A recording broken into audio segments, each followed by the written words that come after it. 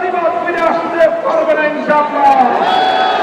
পুরনো ফ্যাসিবাদীদের সাথে সমঝোতা করে বাংলাদেশের রাজনীতিতে যদি তাদেরকে আপনারা প্রবেশ করবার সুযোগ তৈরি করে দিতে চান, সেই পথ ফ্যাসিবাদকে ফিরে আসার জন্য তৈরি করবেন, সেই পথ দিয়ে আপনাদেরকে দিল্লিতে বিতাড়িত করা হবে।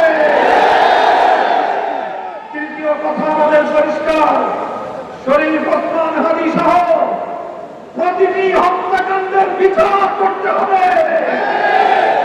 জুলাই বিপ্লবের আকাঙ্ক্ষা বাস্তবায়ন করতে হবে। জুলাই স্প্রিট থেকে যদি এক চুল পরিমাণ বাংলাদেশকে বিচ্যুত করার ষড়যন্ত্র করা হয়, জুলাই যোদ্ধারা আবার মাঠে নামব, আবার মাঠে নামব, আবার মাঠে নামব।